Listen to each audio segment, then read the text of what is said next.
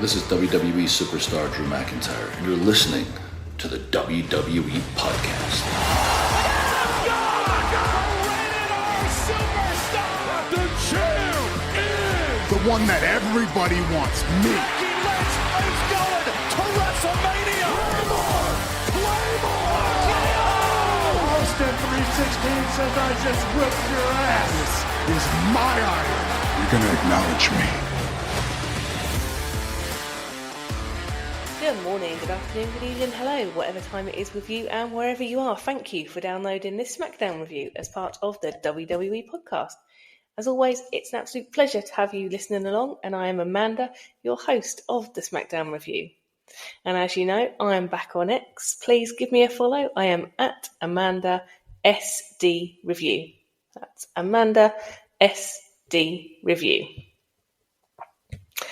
So Clash in Paris is in the books, and what did you all think? I actually thought it was okay. That botch in the Becky-Nikki match was an absolute shocker, and that was the weakest match of the night, closely followed by the tag title match. Apart from those, I thought it was okay. On Raw this week, the Becky Punk promo was great, and I think we all know who is coming to help out Punk. And I say yes. Now, I'm a bit late getting this week's show done and sent over to Matt, as I've been out today at the football. But let's get to it and review the SmackDown that aired on the 5th of September from Chicago. And we open up with our arrivals. Got Damian Priest, he's got a match with the spooky wookie Aleister Black, and Michin, who faces Julia for the US title. And, of course, hometown hero Punk is here. Cole kicks off tonight, telling us that him and Graves are the new comms team on SmackDown for the next few months, and tells us that tonight we will remember forever. First out, we get Cena to a very unlikely, massive Chicago pop. Usually they would boo him, but I guess it's his last few shows, all bets are off, and people are genuinely starting to realise that Cena is going to be no more in WWE in the next few months. He makes his way to the ring, and after a really, really long entrance and plenty of milk in the crowd, he finally speaks, and he tells the crowd that they've got no idea what the massive reception and cheers mean coming from the Chicago crowd, and he thanks them all. He tells them that when his farewell tour started, everyone told him to enjoy it, be present and have fun. He says he was coming off bad times and he focused on doing good work and leaving everything in the ring. He says he stands there tonight with nothing planned, and tonight he just wants to have fun. He thanks the crowd again for being with him every step of the way and says tonight he's just going to take it all in. He then picks out two guys in the front row who do not look that into it, and he says years ago the whole arena here in Chicago, everybody in it looked like them, and pretty much told him to F off too. He says the Chicago crowd bring people back to the WWE and use their voices, and we get a big AJ Lee chant, which is the first of many tonight. He tells everybody that we're in for an exciting night tonight. He says this is his last time in Chicago and his last SmackDown. I didn't realise it was his last SmackDown already. That's a bit sad, isn't it? He views it as a beautiful moment, as 23 years ago they allowed him to walk down the ramp, slap Kurt Angle in what has become since then the famous Ruthless Aggression segment. He says he has US Open challenges in this building. He's faced Triple H at WrestleMania in this building, and it is a special place. He says there's an argument backstage where the best crowd is, but in his mind there is no argument. He says he's thankful that they kept him honest and made him always give his best. Another thank you Cena chant breaks out, and he says all he wants to say is thank you. As he goes to leave, we get Sami's music hit, and he makes his way out to the ring. He says to Cena, and by the way, he is getting seriously booed, and I'm not really sure why, so if anyone can help me out with that, let me know. Hit me up on X.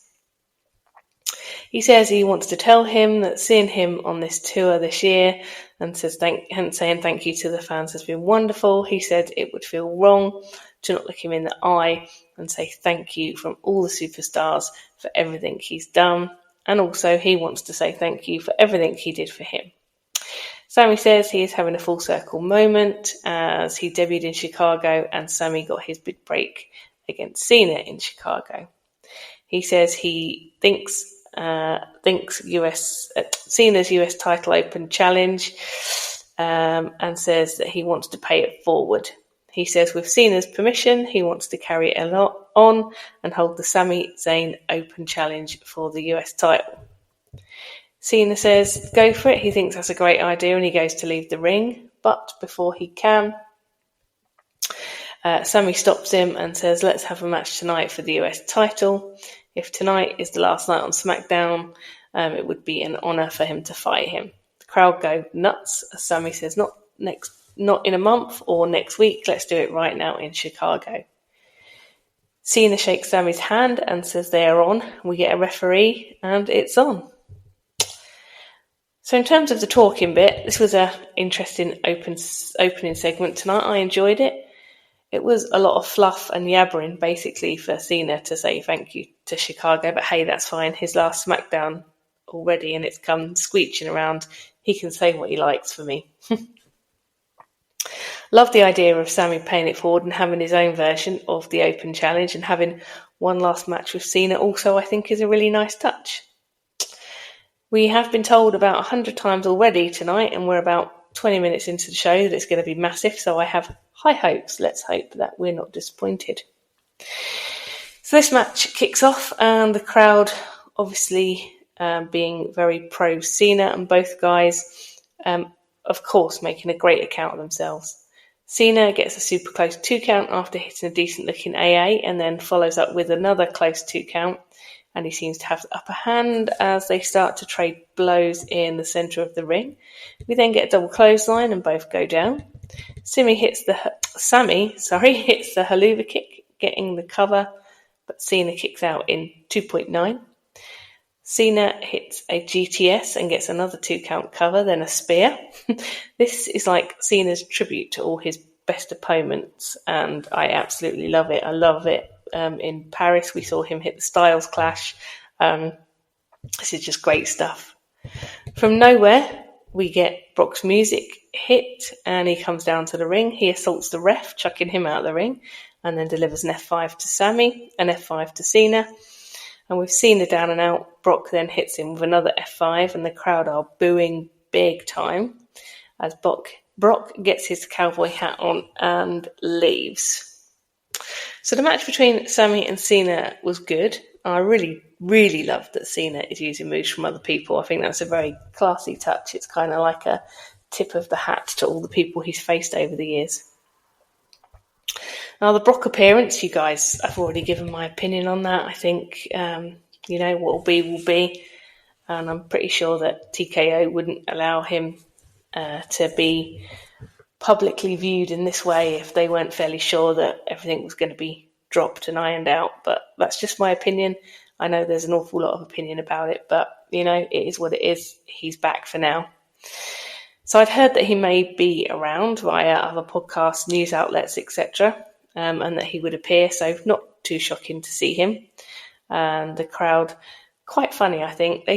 Feels like they give a big pop when they hear his music, and then they remember that they aren't super comfortable with the whole situation and then kind of hastily boo. And it's kind of go away heat, I feel. Maybe not heel heat. Anyway, I guess this is the official build to Cena versus Rock at WrestlePalooza. I don't want Brock to win.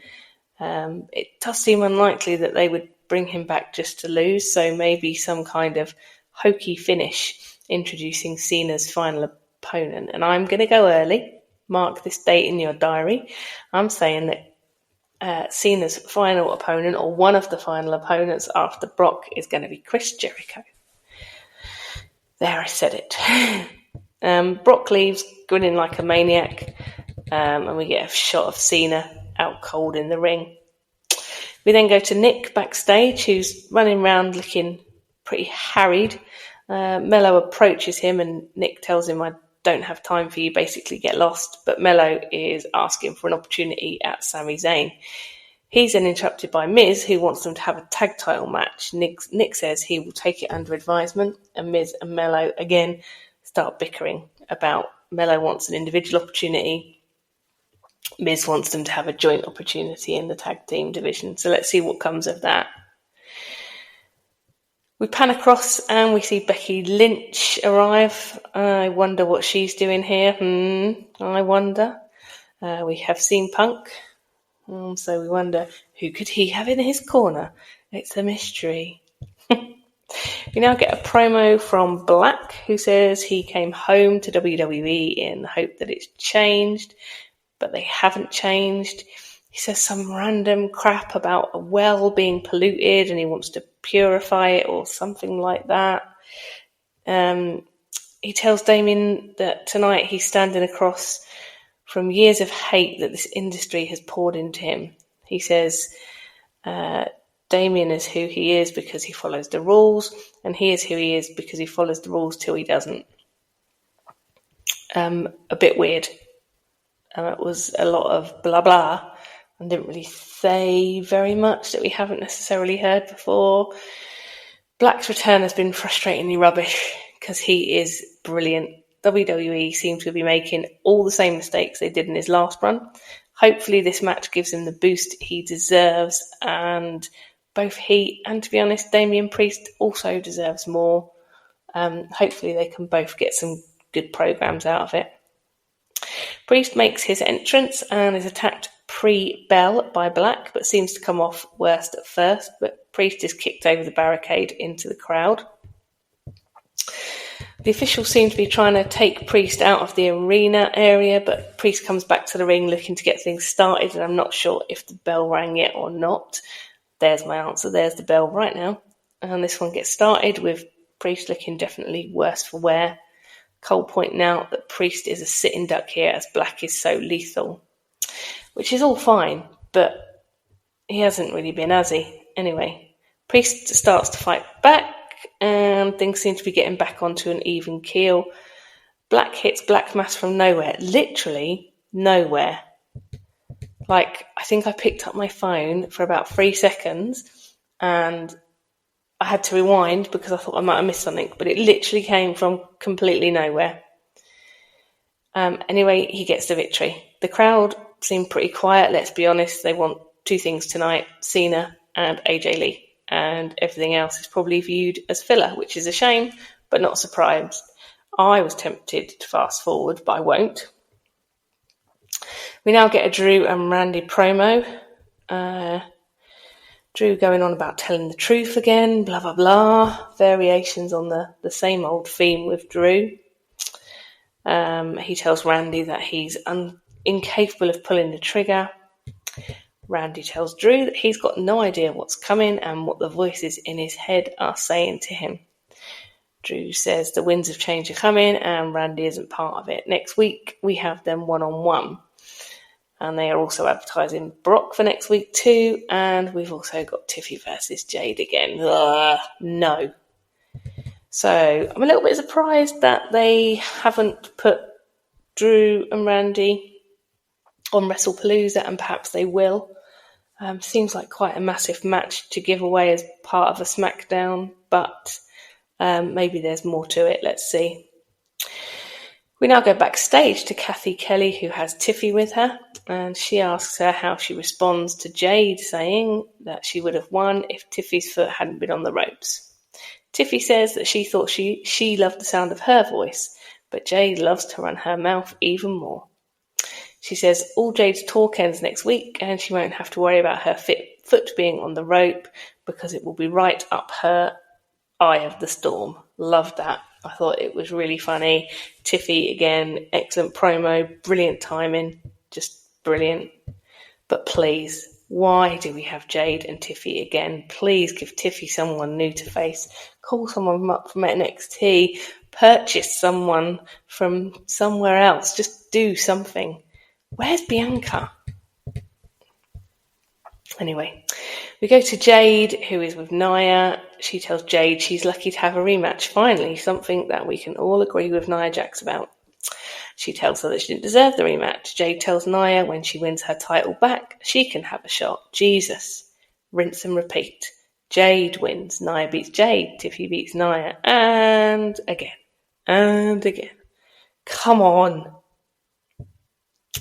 Next up, we have the Women's US title match. Again, with the crowd, you can feel them through the telly, willing it to be over so they can fast forward themselves to the AJ Lee return. Before the match, we have Becky with Nick. Nick tells her he wasn't expecting her. She says, of course not, I invited me. He says, I can't have any more issues tonight. And she says, I never cause issues. And now we've got the Julia versus Michin match, which is for the US title. From the off, we have Kiana James inexplicably straight up on the apron and chops it off to the ref and Michin. Michin doing well early on, frustrating Julia, but soon enough Julia gets the upper hand with a sick-looking neck breaker off the apron to the outside. Julia hits Northern Lights bomb off the counter to eat the feet, earning herself a 2 count, and Julia looking really strong here. Michin with a sit-out powerbomb gets a cover of her own. And now a very weird random insertion of Kiana James with a weird-looking move into the ring through the ropes, leading to Julia hitting the Arrivederci and gets the win. After the match, Kiana James weighs in on Michin, and that's got to be it for Michin in the US title picture now, surely. I'd got the vibe that this was hastily brought to a close. I feel like they moved from match to end of match. The Kiana James coming through the ropes things was obviously how they were planning to end it, but I didn't get the timestamp on how long the match was, but it certainly had the feeling that it was cut short. What did you guys think? It didn't feel like a very complete package. I am getting this, a bit of a worry, like other people on other podcasts and other news outlets were worried about introducing 2 new belts into the women's picture when we did. I think the Intercontinental belt is holding its own. I think the people that have held that and currently with Becky is good. It's been booked quite well. I feel like the US title on the women's side has not been booked quite as well and doesn't look as strong as a result of that. So I think they need to really address that. I'm really happy with it being on Julia, but I think she needs some different people to face outside Zelina Vega and Michin. Have we had anyone else recently? Not that I can think of. So let's just hope that we can get some momentum going on the US title as they have done with the Intercontinental. We get a recap of last week's events leading to Flair getting attacked and taken out of the tag title match against the Secret Service. We then go to Flair backstage, feeling very sorry for herself and saying that nothing ever goes right for her in this city. Bliss appears and Flair tells her she needs a real doctor so she can get cleared. Funny moment here. Bliss has a stethoscope on Flair's heart, and she kids on that she can't find it. Flair says, "Don't worry, I have one. It's in there somewhere." Just a funny little sort of throwaway remark, which I think is keeping Flair over. Bliss says they will get their revenge on Secret Service, but in the meantime, she has to let the power of friendship heal her pain. Bit lame, but still totally loving these two. I hope they beat the P out of the Secret Service and carry on with their title run, which I think is brilliant. And now we are moving towards the business end of the show, which everyone has been waiting for. We get Seth's music hit and he comes out, but not down the ramp. Rather, he comes down into the crowd, into like a box area. He says Chicago, and that's all he gets out. He gets massive boos. He says, tonight we are a witness to history as CM Punk's legacy dies right here, right now. He says to do the honours, he wants to introduce the greatest women's wrestler of all time, and he brings Becky out, who gets also pretty roundly booed, which I guess is to be expected in Punktown after what she did on Raw. When she gets to the ring, they give us a shot of Seth, then her, and they are wearing matching orange outfits, which is pretty vommy. Don't like that, bit weird. The crowd chant for AJ Lee, and Becky, kidding on, she must be the only person who is surprised. She tells the crowd, how dare you chant another person's name while she's in the ring. She says she's the greatest of all time, and it's not just her saying it. She says, classic Chicago, she wouldn't expect them to know what greatness looks like. She tells them all their sports team sucks. She tells them they all suck. And she tells them that CM Punk sucks as well. Cue Punk's music, and the crowd absolutely lose it. Seth's waving at him from the crowd like a clown, but no one's looking at Seth at this point. Literally all eyes on Punk in Punktown. He gets to the ring apron, crowd still totally losing it. He says to Becky it's not about her, it's about her coward of a husband. Becky says she is surprised he has shown his face tonight and that he isn't embarrassed. He tells her, no, I'm not the one standing behind Heyman, standing behind his goons, and now standing behind his wife. She says, how's your face feeling and how's your pride feeling? Crowd start chanting again for AJ Lee, which is about the millionth time tonight, which is fine by me. She tells the crowd to shut up, but Punk tells her that she has to let the crowd cheer for AJ Lee. He says, we are in Chicago. Don't you think I can snap my fingers and have my sisters jump the barricade and beat you up? Becky says, bring them all on. Which one is it? I'll take them all on. He says, don't you think I could call Bayley and have her come and kick your ass?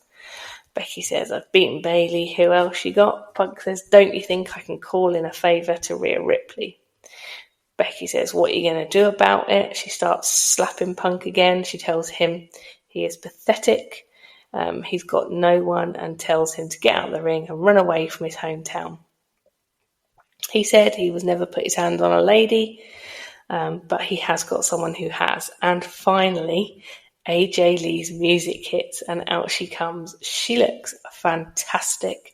And actually, Punk's face as she's walking down the ramp to the ring, he looks genuinely proud, which is actually quite a sweet moment. Ah, Jesus, I love AJ Lee. I am pumped for this. Light it up, light it up.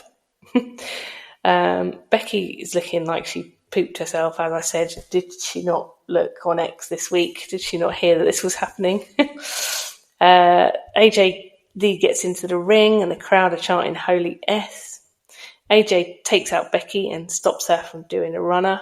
Commentary's telling us after a decade she's back. A decade away, blimey. Apparently Punk got fired from WWE on his wedding day and she carried on working there. I did not know that. I learned that this week from another wrestling podcast. But she's been away from a decade and oh my God, she looks great. I mean, Finn Balor is in definite danger of losing best abs in the company because she looks great. She's handing Becky her ass. Becky legs it. Punk joins AJ in the ring and the two of them share a hug while Seth and Becky slink back off up the ramp. So guys, AJ is back. Who would have thought it? And what a perfect way in. How much would I love to see her on an Intercontinental title run? I've heard this week via different podcasts and etc. that she isn't just back for a one and done. She's back semi-long term. So we know that we probably have a mixed tag match, although I don't think it's been confirmed yet between the four of these guys, so Seth and Becky, AJ and Punk, at WrestlePalooza, which I have AJ and Punk winning. And then I would like to see AJ to face Becky for the Intercontinental title and hopefully win. What a result that would be. So all in all, the bookends of the show were both excellent. The Cena start and the US title match leading into the Brock F5 Fest, all good. And we got the match between them confirmed too, which I think we all knew was happening, but at least that's now in the books. And that last segment was absolutely fab. Worst kept secret in the world, especially after the tweet from WWE Shop this week that went round the world. I don't know if you guys saw that, but basically someone had tweeted WWE Shop asking when AJ Lee's merch would be on sale, and they came back and said, we hope to have something ready for WrestlePalooza for when AJ makes her in-ring debut. So basically it was pretty much guaranteed. We all knew it. But who cares? AJ Lee was one of the true trailblazers of the women's division, and she deserves one last run in WWE under Triple H. And to be able to do it with Punk is cool, and for it to start in Chicago, well, you can colour me very, very excited about that. It's almost a bit of a shame that the other two matches felt a little sidelined this week, as everyone was just waiting for the AJ return, but that's life, I guess. And to be honest, was anyone really bothered, even on their best week, about Priest and Black or Julia and Meechin? Probably not. So it's now on fire for WrestlePalooza, and I guess we are going to get AJ and Punk on Raw Monday too, as the brand split is well and truly dead. But honestly, who cares? Brand split, what brand split? But the stories are pretty much on fire. So guys, a tiny bit of a shorter show from me this week, as it's a bit later than normal, so apologies for that. And that just about does it for us this week. So thanks for having me in your ears once again, and remember, until next time, be kind. Thanks for listening to the WWE Podcast. Don't forget to subscribe on your favorite podcast app so you don't miss a show, or head to WWEpodcast.com. And for all of these shows ad-free, head over to patreon.com/WWE Podcast. Until then, we'll see you next time.